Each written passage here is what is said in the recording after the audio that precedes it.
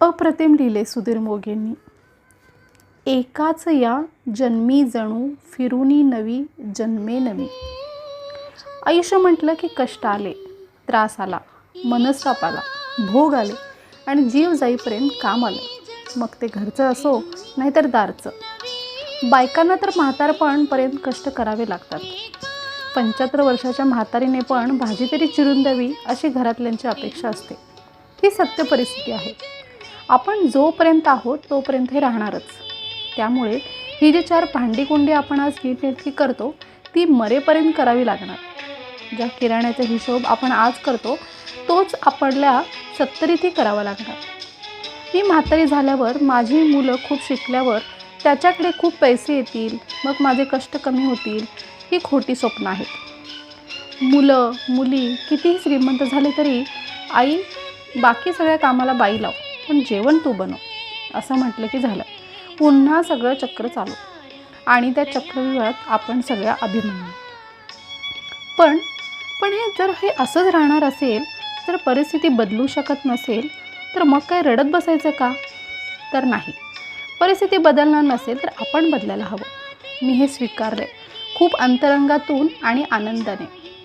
माझा रोजचा दिवस म्हणजे नवी सुरुवात असते. खूप ऊर्जा आणि उर्बींनी मी भरलेली.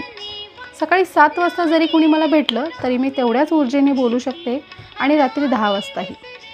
आदल्या दिवशी कितीही कष्ट झालेले असू देत, दुसरा दिवस हा नवाच असतो. काहीच नाही लागत हो हे सगळं करायला. रोज नवा जन्म मिळाल्यासारखं उठा. छान आपल्या छोट्याच्या टेरेसवर डोकावून थंड हवा घ्या.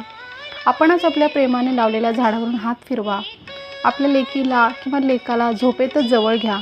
इतकं भारी वाटतं ना. आहा. सकाळी उठलं की ब्रश करायच्या आधीचा रेडिओ लागतो माझा. अभंग ऐकत ऐकत मस्त डोळे बंद करून ब्रश केला, ग्लास भरून पाणी पिलं आणि मस्त आल्याचा चहा पीत खिडकी बाहेरच्या निर्जन रस्त्याकडे बघितलं ना की भारी वाटतं. रोज मस्त तयार व्हा. आलटून पालटून स्वतःवर वेगळे वेगळे प्रयोग करत राहा. कधी हे कानातले, कधी ते गळ्यातले, कधी ड्रेस, कधी साडी, कधी केस मोकळे, कधी बांधलेले, कधीही टिकली तर ती. सगळं ट्राय करत राहा. नवं नवं नवं, रोज नवं. रोज आपण स्वतःला नवीन दिसलो पाहिजे.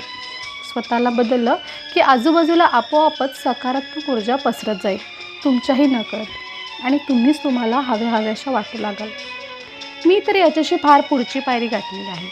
माझ्याबद्दल नकारात्मक कोणी बोलायला लागलं की माझे कानच आपोआप बंद होतात. काय माहीत काय झालं त्या कानांना. आता मी कितीही गर्दीत असले तरी मी माझी एकटी असते. मनातल्या मनात मस्त टून टून उड्या मारत असते. जे जसं आहे ते तसं स्वीकारते आणि पुढे चालत राहते.